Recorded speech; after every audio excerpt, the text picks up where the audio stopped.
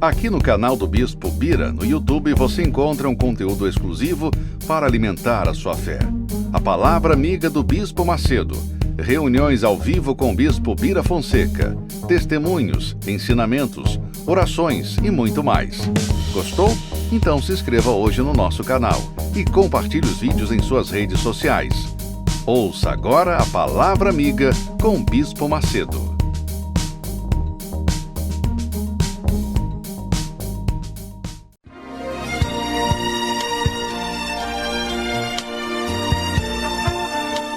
No momento em que a humanidade sofre por tanto desamor, pela fome, pelas guerras, os tóxicos alimentando a violência em nossa cidade, esta emissora traz até você momentos de amor, paz e alegria, através de um programa feito com carinho para o seu coração.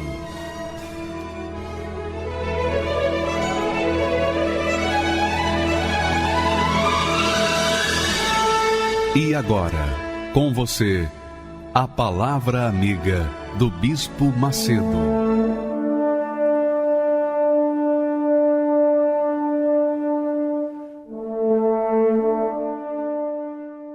Deus abençoe a todos os que creem. Eu creio que você crê. Por isso você está aí assistindo essa programação. Deus seja com você, minha amiga e meu amigo, de forma gloriosa e extraordinária, porque essa é a vontade dele. Ele não quer só trazer bênçãos ou favores para você, ele quer fazer morada em você, ele quer viver dentro de você, ele quer possuir o seu corpo, sua mente, e fazer de você a própria bênção, a própria fonte. Foi isso que ele prometeu a Abraão, fazer dele a própria bênção. E isso ele quer fazer conosco também, com você. Mas eu gostaria de acrescentar apenas uma coisa para você. É possível uma pessoa manifestar a fé inteligente, a fé sobrenatural, a fé racional. É possível manifestar essa fé sem sacrificar, sem fazer qualquer sacrifício por ela, qualquer não, o sacrifício que ela exige? Não, não é possível. O sacrifício faz parte da ação da fé, assim como também o sacrifício faz parte da ação do amor. Quando a gente ama, a gente sacrifica por quem nós amamos. Foi o que fez Deus. Ele sacrificou o Filho dele por conta do seu amor para conosco. E nós sacrificamos nossas vidas por conta do amor que nós temos para com a esposa, para com o marido, não é? Inclusive para com os filhos, inclusive para com os pais. Então, o amor entre os seres humanos sempre exige sacrifício. Sempre exige sacrifício. É o sacrifício que a sua mãe fez por você, para te dar educação, seu pai. É o sacrifício que você faz para ajudar a sua mãe, seu pai, dar condições para ele.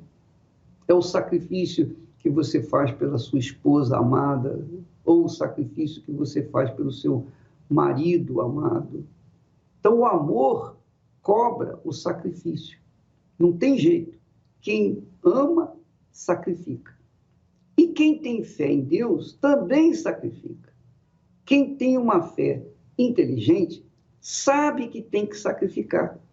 Se não houver o sacrifício, não há a fé. E não havendo fé, não há resultado. Então, nós temos ensinado isso na igreja para as pessoas que têm fé. Quem não tem, nós não vamos, de forma nenhuma, tentar sacrificar, de forma nenhuma nós vamos tentar convencê-la, porque a própria fé convence a pessoa. Assim como o amor convence a pessoa do seu amor e sacrifica. Então, amiga e amigo, o sacrifício é inerente à fé. Não há como você manifestar a fé sem o sacrifício. É o caso do cego de nascença. Ele sacrificou. Jesus, depois que fez lodo, mandou se lavar no tanque de Siloé. E ele foi. Jesus não facilitou a vida dele. Vai lá e lava no tanque de Siloé e pronto, acabou, você vai ver. O cego, ele teve que sacrificar. E Jesus não mandou, não facilitou, mandando algum discípulo ir buscar água para ele lá do tanque, não. Nem mandou alguém ajudá-lo a chegar até lá no tanque, não. Jesus deu a sua missão para ele. Vai lá e lava-te no tanque. Ele foi e obedeceu, quer dizer, ele sacrificou. Ele teve fé nas palavras de Jesus, então ele sacrificou. Ora, a fé é assim. A fé é dessa forma. Se não houver sacrifício, é porque não há fé. E não havendo fé, não acontece nada. Você pode estar na igreja, você pode ser uma pessoa religiosa, caridosa, bondosa, uma pessoa do bem, mas se você não esboça, não manifesta a sua fé, você não vai conquistar. Porque a fé não traz benefício se não houver o sacrifício. É o sacrifício que mostra, caracteriza a fé de cada um de nós, da mesma forma como o amor é caracterizado pelo sacrifício. Então, nós temos o texto que Jesus ensina isso. Olha só o que ele ensina. Vamos ler com carinho, com atenção e entender essas palavras de Jesus.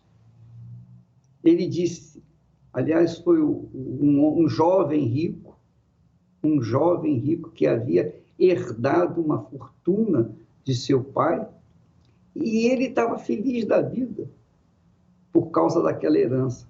Mas ele queria uma herança maior, ele queria a herança eterna, porque aquela herança, ele sabia que cedo ou tarde teria que deixar para os seus filhos. Ele queria uma herança eterna. Ele disse, Senhor, que farei para herdar a vida eterna? O que eu faço para herdar a vida eterna? Ele estava preocupado com a alma dele. E Jesus lhe disse, não adulterarás, não matarás, não furtarás, ama seu pai e sua mãe, etc, etc. E ele, o jovem, respondeu, mestre, tudo isso tenho guardado desde a minha mocidade. E Jesus, olhando para ele, o amou. O amou porque viu nele uma sinceridade de estar preocupado com a sua alma, com a sua salvação eterna. Então Jesus o amou e lhe disse, falta-te uma coisa.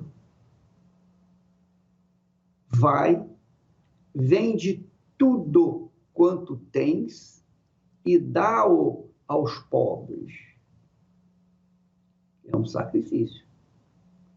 Vende tudo quanto tens, dá-o aos pobres.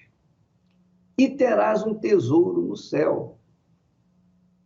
E vem, toma a tua cruz e segue-me.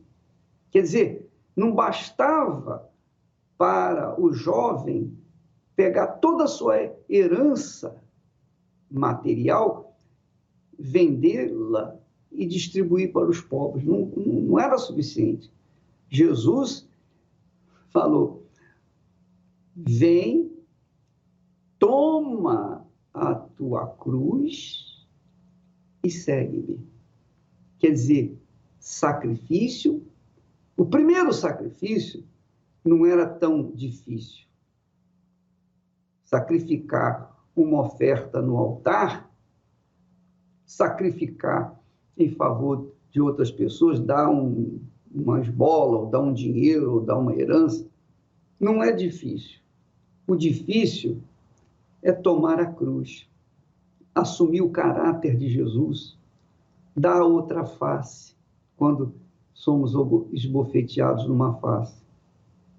Orar pelos que nos perseguem, isso é difícil. Perdoar aqueles que destruíram a nossa casa, nossa família, não é? Sim ou não? Então, carregar a cruz é isso. Você ter que perdoar uma pessoa que destruiu a sua vida, que destruiu o seu casamento, que destruiu o seu lar. Seus filhos ficaram jogados de um lado para o outro por causa de uma amante ou de um amante. Isso é cruz. Você carregar a cruz é você perdoar. É você, independentemente se você tem razão ou se você não tem razão, não interessa. Você tem que perdoar. Você tem que dar outra face. Você tem que orar pelas pessoas que perseguem você, que são injustas com você. E até pelos inimigos. Orar pelos inimigos. Isso é carregar a cruz. Além do sacrifício, da herança que ele deveria deixar com os pobres, dar aos pobres, ele tinha que carregar a cruz. E além da cruz, vem o fato de seguir Jesus. Então, um outro nível de sacrifício.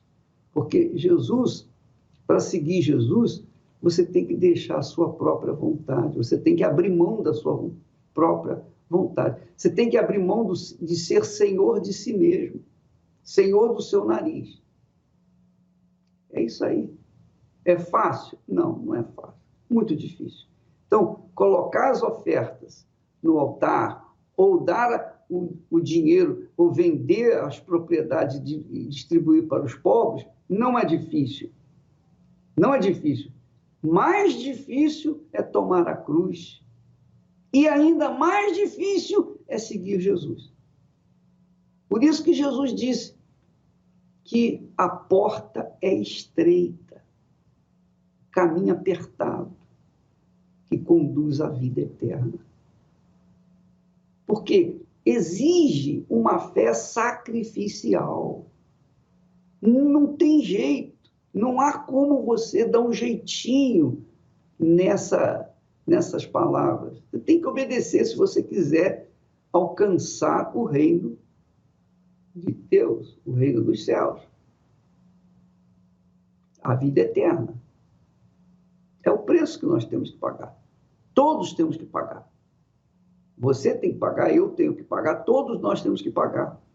Então, no fundo, para que nós alcancemos a vida eterna, nós temos que morrer para esse mundo. Morrer para nós mesmos. Morrer para os nossos sonhos, nossas vaidades, nossas individualidades. Morrer para nossas realizações pessoais. Nós temos que morrer. E ficar e viver de acordo com a vontade de Deus, que é o reino dele dentro de nós. Não é essa a oração do Pai Nosso? Venha o teu reino e faça-se a tua vontade. Todo mundo ora essa oração, mas poucos realmente querem o reino de Deus dentro de si. E por isso você vê tanta gente crendo em Deus, tanta gente crente, que crê na Bíblia, carrega a Bíblia debaixo do braço para lá e para cá, lê a Bíblia, conhece a Bíblia, teólogo, mas vive uma vida pífia, uma vida mesquinha, uma vida indecente, eu diria assim, do ponto de vista moral e espiritual. Por quê? Porque não querem sacrificar. A fé inteligente obriga o sacrifício. Se não há sacrifício, não há resultado dessa fé. Então não adianta, mas eu vou na igreja. Ótimo, você vai na igreja, excelente. Mas ir na igreja pura e simplesmente não vai resolver o seu problema. Só vai resolver o seu problema quando você for na igreja e colocar a sua vida no altar. Aí sim. Mas se você não coloca a sua vida no altar, você pode estar dentro da igreja e ser como uma dracma perdida dentro de casa. Ser uma pessoa dentro de casa perdida. Então, amiga e amigo, pense nessas palavras, nas palavras de Jesus. Não são minhas ideias, não são as palavras de Jesus, são a mente de Deus. Então, se você quer ter benefícios da sua fé, você tem que abrir mão da sua vontade, você tem que abrir mão do seu eu, você tem que deixar de ser senhora ou senhor de seu próprio nariz. Ah, bispo, mas isso é muito difícil. Eu sei que é difícil. Quem disse que é fácil? Jesus já disse que é difícil. Pedro perguntou, Senhor, são poucos os que são salvos? Jesus disse, entrai pela porta estreita. Porque muitos querem seguir o caminho largo e espaçoso. Essa é a realidade. Minha amiga, meu amigo, só você pode decidir, definir a sua vida eterna. Porque você sabe, cedo ou tarde, você vai partir, eu vou partir, nós vamos partir. Mas e a nossa eternidade? A nossa alma? Para onde vai? Ela vai para onde nós decidirmos aqui na Terra, para onde nós queremos que ela vá. Entendeu? Nós vamos ver um testemunho agora de um milagre extraordinário. A criança de 3 meses morreu e ficou durante 20 minutos morta. 20 minutos ela ficou morta. Os médicos diagnosticaram a falência da criança. Óbito. A mãe estava no hospital. E o pai, o que fez? A história é muito forte, mas mostra que o sacrifício obriga, digamos assim, obriga Deus a ouvir a nossa oração. Vamos assistir esse testemunho com os ouvidos bem atentos. Aumenta o volume aí do seu rádio, do seu receptor, para que você não perca nenhuma só palavra. Vamos rodar. Meu nome é Felipe Mota, sou empresário, casado. Meu nome é Larissa, sou esposa do Felipe. Nos conhecemos já tem uns 6 anos, namoramos pouco tempo, 1 ano, e já logo nos casamos. Sempre tive o sonho de ser pai, conversei com ela, vamos planejar, vamos ter.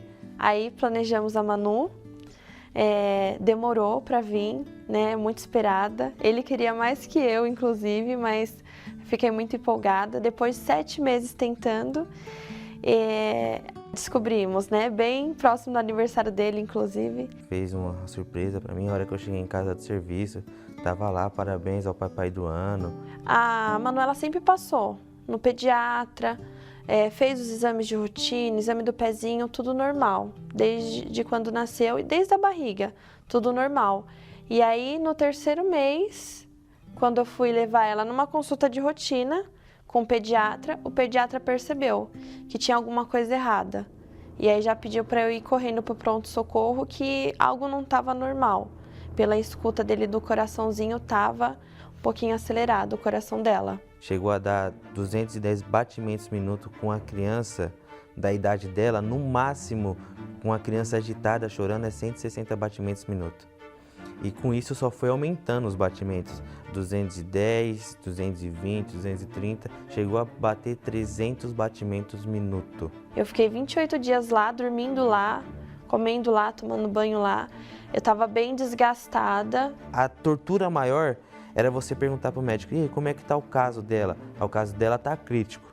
Eu não tenho nem noção de quando ela vai sair daqui. Foi aí que minha esperança acabou ali. Arrasada. Eu estava assim, no meu limite mesmo, tanto físico como emocional. Nesse meio termo, que meu irmão e minha cunhada me convidaram a vir todas as terças-feiras no templo. Falou que tinha a reunião da cura para melhorar e eu, desesperado, sem saber o que fazer, vim. Peguei o lenço, fiz o propósito, levava o lenço para ela deixar debaixo do travesseiro do hospital e levava água para ela tomar, que consagrava aqui, ela nem podia tomar água, minha esposa ainda dava de teimosa um pouquinho de água na boca dela, e óleo de unção, e pastor já foi dentro do hospital orar por ela e nada estava adiantando.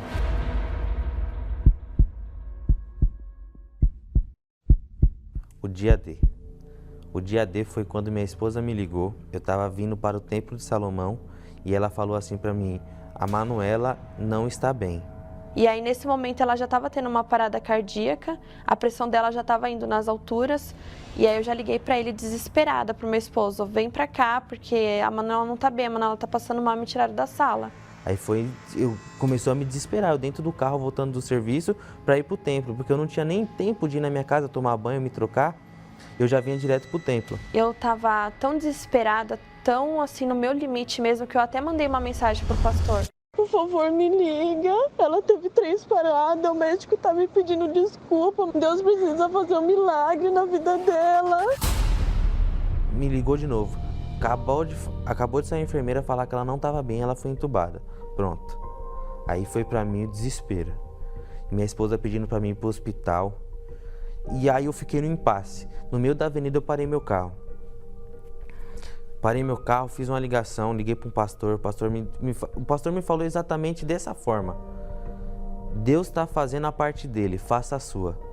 Foi o que eu fiz minha parte, vim para o templo. E aí, de repente, eu lá naquele desespero, tentando falar com alguém, com o pastor, com meu esposo, e todo mundo sem celular, dentro do templo. E aí, de repente, o médico simplesmente sai da sala e fala assim: mãezinha, a Manuela já teve 3 paradas cardíacas e ela já está há 20 minutos desacordada. Não tem mais o que fazer.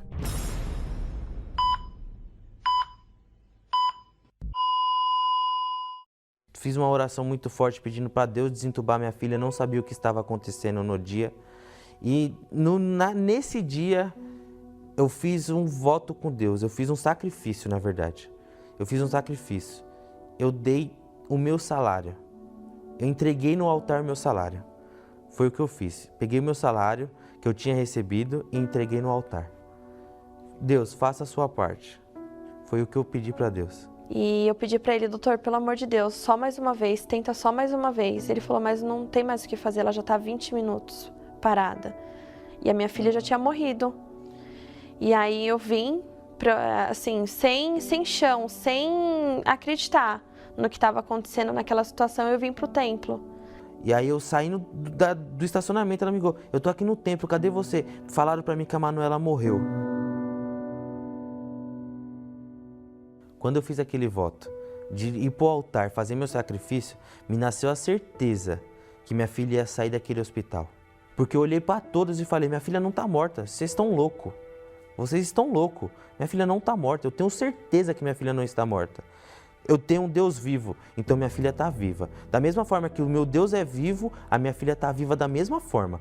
Vamos para o hospital. E quando chegar no hospital, você não pergunta nada para ninguém. A primeira coisa que você vai fazer é apertar a campainha e perguntar se você pode ver sua filha. E aí, quando eu cheguei no hospital, a gente chegou junto. Quando eu cheguei lá no hospital, eu e meu esposo,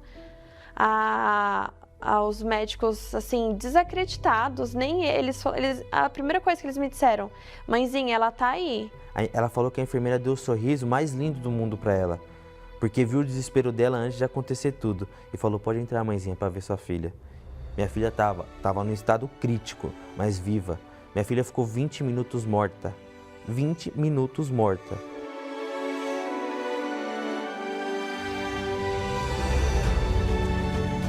Ei, você quer brincar? Quer brincar? Que legal! Mas quando eu pude pegar ela no colo, quando ela pôde vir para os meus braços novamente, assim, uma alegria imensa. Eu nem acreditava que Deus tinha me presenteado com ela novamente, né? Já basta o nascimento, novamente Deus ressuscitou a minha filha e me deu essa oportunidade de ter ela no colo novamente. Minha filha é perfeita, brinca, corre, já está quase falando, fala pai, fala mãe, pede comida. Então hoje minha filha é perfeita, fez todos os exames laboratoriais e não deu nenhuma deficiência na minha filha, curada. Minha filha hoje está curada. Papai. Oi, papai. Oi, Papai João. Foi um milagre. Só Deus para explicar, assim. Eu falando, meu esposo falando, é pouco do que a gente viveu, esse milagre. Quando eu peguei o relatório dela de alta, estava lá escrito, ressuscitação bem-sucedida. Quando eu li isso, eu falei, foi Deus que tocou. A fé ressuscitou minha filha. Junto com o sacrifício, fez a minha filha renascer. Junto com o sacrifício, fez minha filha renascer. Muito feliz, assim, a Manuela é a minha realização. É nela que eu vejo, assim, tudo que pode acontecer, todo o futuro lindo, né? E a saúde, Deus mesmo, nos olhos dela, parece que tem uma estrelinha lá no fundo, que me mostra que Deus habita nela.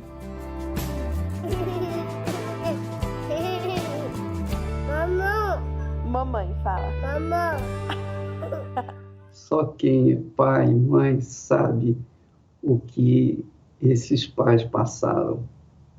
Somente quem é pai e mãe sabe disso.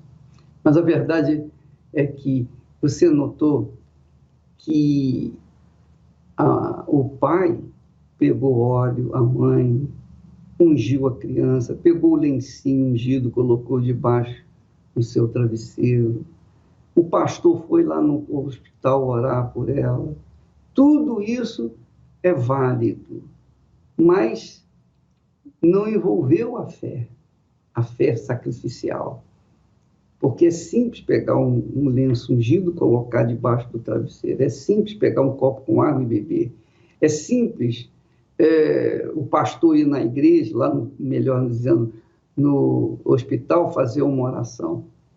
Tudo isso é válido, mas num caso de vida ou morte, minha amiga, meu amigo, num caso como o caso do cego de nascença, só o sacrifício verdadeiro.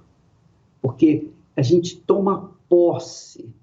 O sacrifício da fé faz a gente se violentar, faz a gente se machucar por aquilo que a gente determina, que a gente quer, que a gente tem na cabeça a ideia fixa, verdadeiramente fixa, de que Deus não está morto. E se ele não está morto, ele tem que me ouvir. Aí vem a palavra, ele tem que me ouvir. Mas quem são essas pessoas que dizem que Deus tem? Deus tem quando nós apresentamos uma fé sólida, uma fé nas palavras dele, nas promessas dele, uma fé que envolve a entrega de corpo, alma e espírito. Então, ele, obviamente, tem que corresponder, porque ele é um Deus de justiça. Vamos assistir mais um testemunho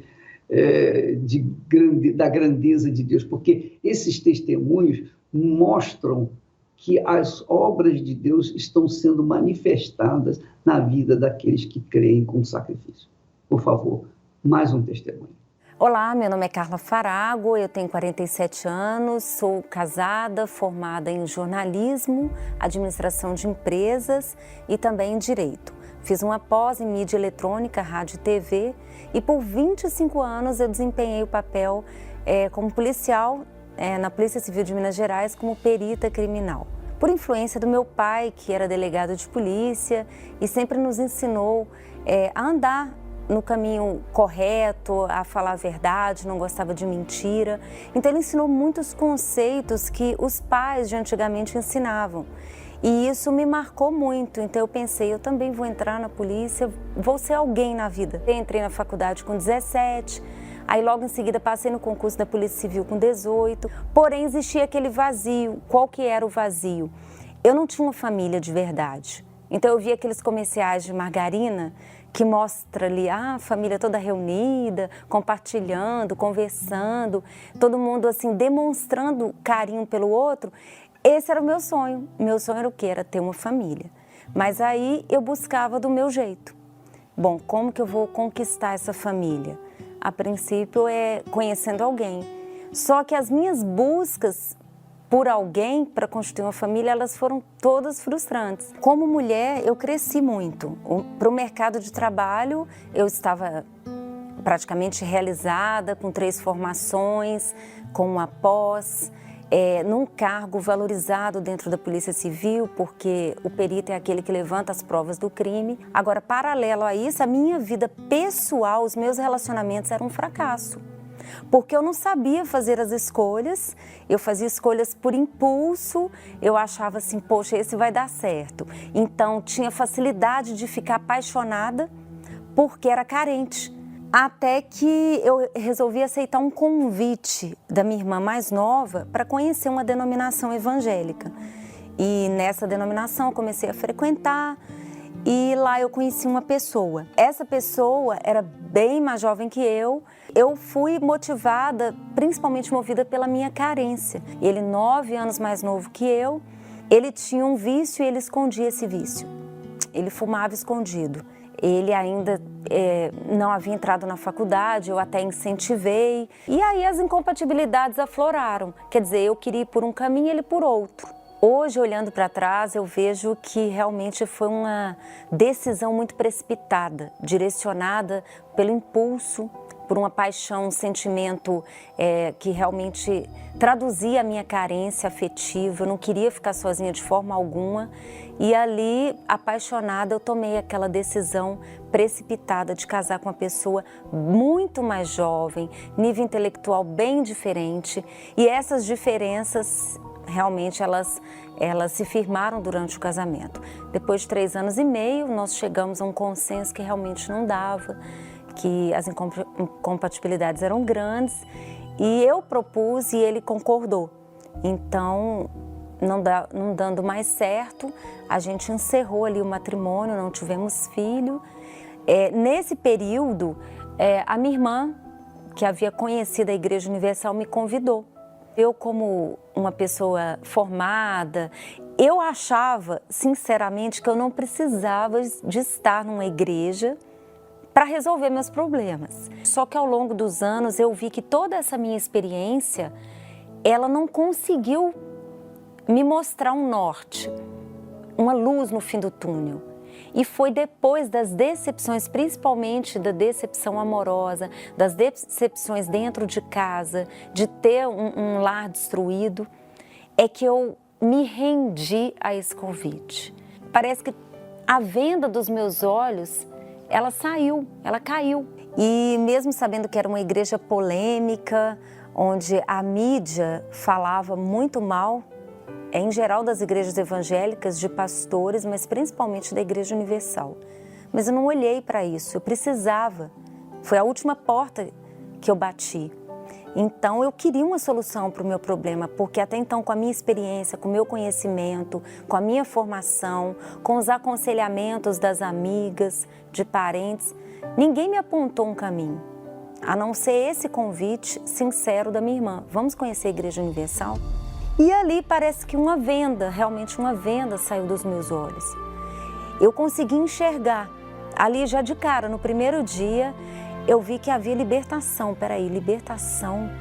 A pessoa é liberta do vício, é liberta da depressão, da opressão, da tristeza, da angústia. Como assim?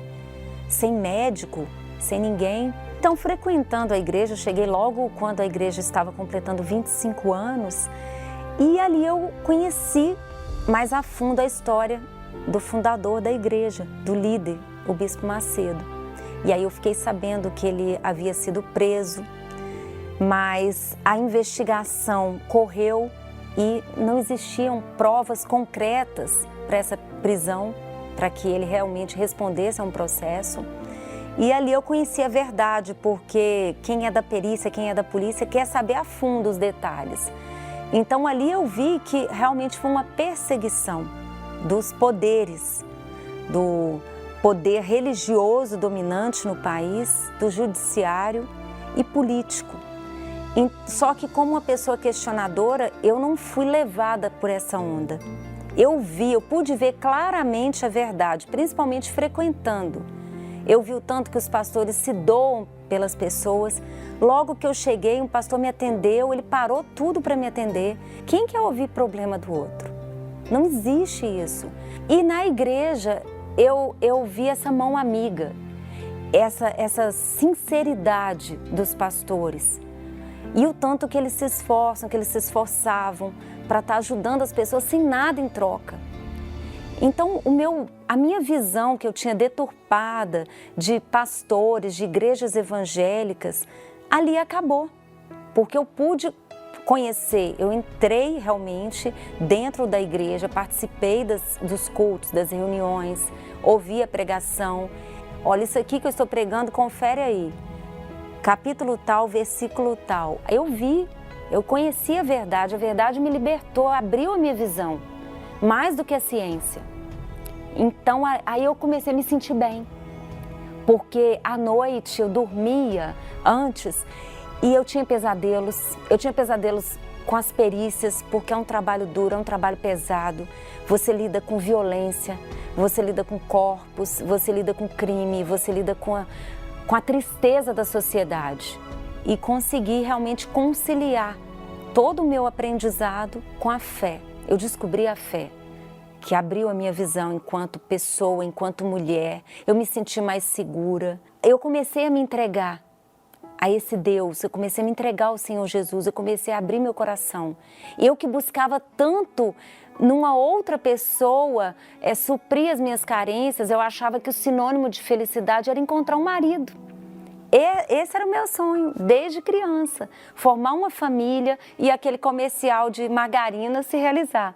Mas ali, a partir do momento que eu fui me entregando ao Senhor Jesus, eu fui descobrindo o verdadeiro amor, aquele amor que me amava do jeito que eu era, com as minhas falhas, com os meus defeitos, que me aceitava, que havia me escolhido, que falou comigo: filha, eu te amo, eu morri na cruz para te salvar, fui eu que te chamei. Você chegou até aqui, mas fui eu que te escolhi. Então todas as suas lágrimas eu estou enxugando a partir de agora. Eu me batizei nas águas, eu me entreguei, mas eu queria ser batizada com o Espírito Santo, eu queria ter essa experiência. Eu ouvia falar que Ele era tudo de bom, que Ele era maravilhoso, e eu nem esperava. Numa quarta-feira, 3h da tarde, a igreja não estava nem muito cheia, estava até razoavelmente não muito cheia de membros, de pessoas.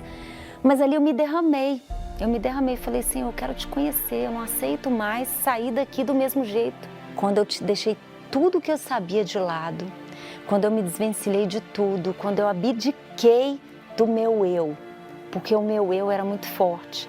Principalmente quando uma pessoa ela tem um currículo bom, ela começa a se achar, ela começa a achar que olha como que eu conquistei isso, que eu conquistei aquilo. Então ela acha que tudo é mérito dela. Então, quando eu deixei tudo isso de lado, quando eu me humilhei na presença de Deus, aí sim eu pude conhecê-lo e pude descobrir o que era a verdadeira felicidade. E ali eu fui batizada com o Espírito Santo e assim, foi a melhor coisa que aconteceu na minha vida. Foi no dia 11 de janeiro de 2006, eu não me esqueço dessa data. Eu busquei como nunca, eu me derramei. E ali, assim, eu estava completa, não estava mais preocupada com quem eu ia me casar, com qual idade que eu ia me casar, o que ia acontecer dali em diante. Eu sei que depois dessa experiência, eu falei: eu quero te agradar, agora eu quero viver para te agradar, eu quero fazer a tua vontade, eu quero ganhar almas. E até mesmo nos momentos em que eu atendia uma vítima, no meu trabalho, eu fazia o meu trabalho como perita, mas depois eu dava uma palavra de fé para aquela pessoa. A pessoa até olhava assim: mas espera aí, como assim? A partir daí que eu comecei a agradar a Deus, a priorizar o Espírito Santo, aí as outras coisas foram acrescentadas.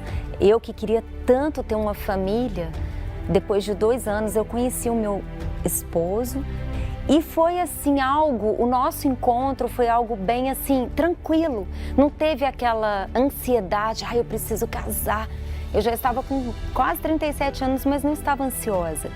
E quando a gente se conheceu, eu tive certeza que ele veio direcionado por Deus para mim. E Deus nos uniu. E ali nós nos casamos. A Igreja Universal, para mim, é a faculdade da fé. É algo que nas faculdades, nos centros universitários, nos cursos de pós, nenhum deles conseguiu chegar aos pés do que eu aprendi aqui. Aqui eu aprendi a ser forte, aqui eu aprendi a crer, eu aprendi a vencer, acreditar no meu potencial, acreditar que Deus é comigo, que Ele nunca me deixou, que Ele nunca me desamparou, nem vai me desamparar. Eu estou há 18 anos na Igreja Universal e eu falo categoricamente como perita criminal, como jornalista, bacharel em Direito, com toda a minha formação, pós-graduação, tendo convivido no meio acadêmico. Se essa instituição não tivesse credibilidade, não fosse uma instituição séria, no primeiro indício, eu já teria saído. Eu não ficaria num local onde eu não tivesse credibilidade nesse local e no seu líder. Então, se tivesse qualquer suspeita, eu jamais teria permanecido, inclusive enfrentado preconceito no trabalho e até dentre os parentes. Hoje eu sou valorizada porque eu conheci a Deus, eu deixei tudo de lado e realmente me rendi a esse Deus. Vale a pena você conhecer, esse convite está aberto para você, mulher, descobrir o seu valor aqui. Minha vida era sem explicação, nem eu mesmo entendia. Quando algo acontecia, ó meu coração, que não sabia. Para muitos eu não tinha solução, para mim só um milagre, e o milagre aconteceu enfim. Jesus me deu a mão, sorriu pra mim.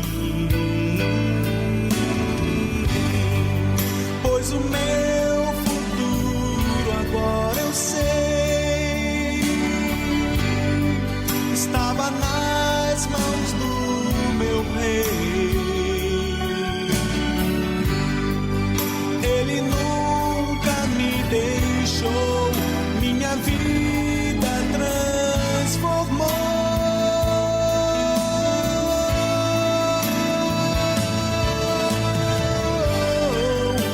Agora sou feliz, não mais vivo em solidão.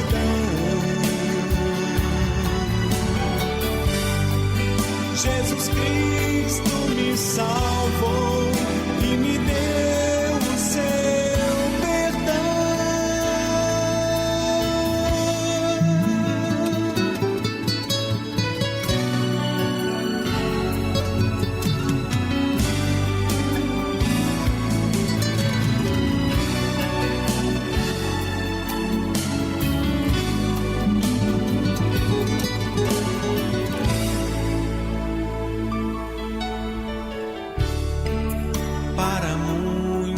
Eu não tinha solução, para mim só um milagre, e o milagre aconteceu enfim. Jesus me deu a mão, sorriu pra mim, pois o meu agora eu sei, estava nas mãos do meu rei. Ele nunca me deixou, minha vida transformou.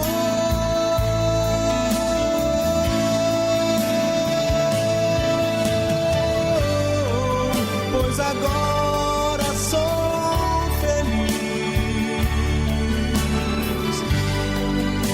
mas vivo em solidão.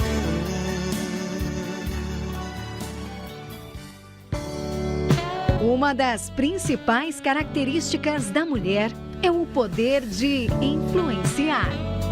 Mas será que você está usando essa capacidade de maneira inteligente?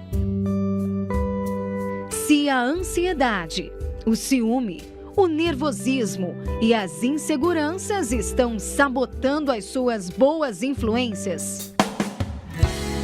Neste domingo, 8 de março, Dia Internacional da Mulher, você vai aprender como usar a sua influência de maneira positiva. Palestra especial com Cristiane Cardoso. E você, mulher, receberá uma rosa, símbolo do Senhor Jesus, para que as virtudes da mulher virtuosa venham sobre a sua vida. Às 9h30, no Templo de Salomão, Avenida Celso Garcia, 605, Brás. Entrada e estacionamento gratuitos. Ou em uma Universal. Meu nome é Bruna Rezende e eu sou bancária. Eu vim de um lar totalmente destruído, com um péssimo exemplo, infelizmente, do casamento dos meus pais, à base de sofrimento, de brigas e agressões. Por isso eu tinha um sonho de casar-me, encontrar a pessoa certa e ser feliz. Me casei com uma pessoa a qual eu amava e me espelhava nela uma família feliz. Porém, no decorrer do tempo, com alguns procedimentos dele, havia muita falta de diálogo, muita falta de compreensão, muita falta de carinho. E com isso, no decorrer do tempo, eu descobri uma traição. Eu pegava mensagens no celular dele, recebia ligações em casa de pessoas que se diziam ser namorada dele, ser amante dele, que estavam com ele. Me ligavam e me falavam, momentos que ele não estava em casa e que me falavam que estavam com essa pessoa.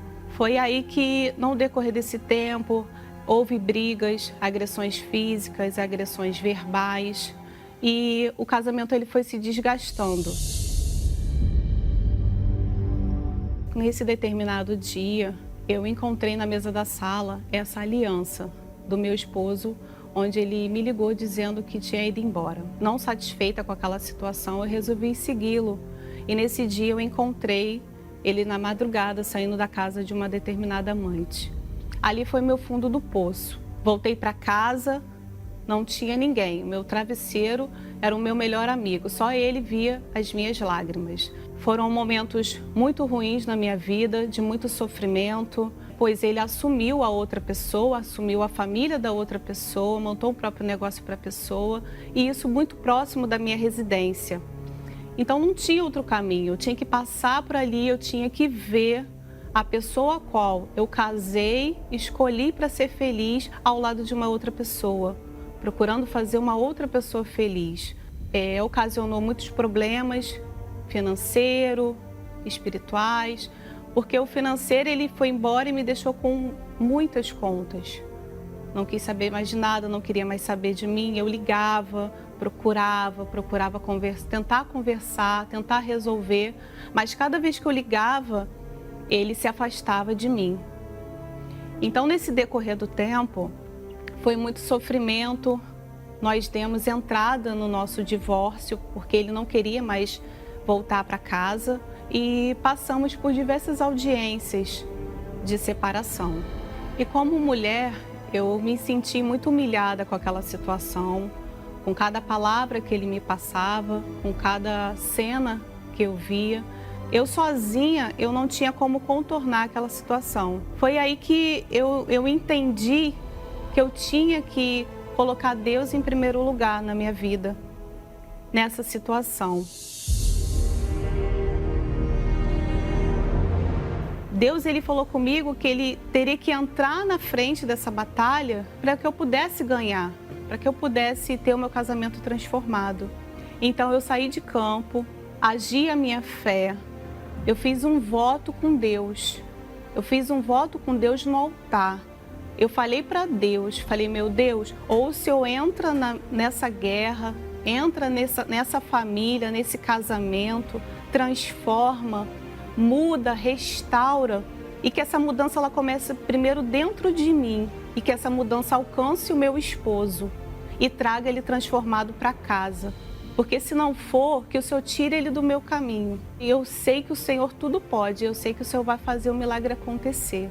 Então eu coloquei a minha fé, a minha esperança no altar, em Deus. E Deus, ele transformou a minha família. Foi que nesse período, né, onde nós estávamos separados, nós assistimos diversas audiências com a juíza. A juíza já tinha pedido para eu sair da casa onde nós morávamos, mas na audiência final, onde o juiz ia decretar a nossa separação, o meu esposo, ele me chamou antes da audiência e falou: Bruna, eu quero você de volta. Eu quero o nosso casamento, a nossa família de volta. Eu não quero mais amante, eu quero reconstruir uma nova vida com você e com Deus. As maravilhas de Deus, elas são completas. Quando a gente deixa de lutar com a nossa força do próprio braço, do nosso jeito, com a nossa vontade, e a gente fica no canto e deixa Deus agir, Ele age, Ele transforma. E Ele transforma de uma tal maneira que até mesmo nos surpreende. Eu, primeiramente, sou uma mulher mudada, sou transformada, tenho uma maturidade como mulher, como esposa, e essa maturidade, essa paz que está dentro de mim, ela alcançou o meu esposo. Hoje ele é um homem transformado, um homem de Deus, um homem com caráter de Deus. Hoje há diálogo na minha casa, hoje há felicidade, hoje há amor, hoje há cumplicidade. E hoje eu posso dizer sim, que eu tenho uma família feliz. Imagina, se eu fico satisfeito, feliz, felicíssimo com o testemunho da Bruna, imagine Deus. Mas agora nós vamos falar com Deus em seu favor. Vamos unir a nossa fé e vamos entrar na sua presença. Elevo os meus olhos para os montes, de onde me virá o socorro. O meu socorro vem do meu Senhor, que criou os céus e a terra. Não deixará que o teu pé vacile. O Senhor é quem te guarda.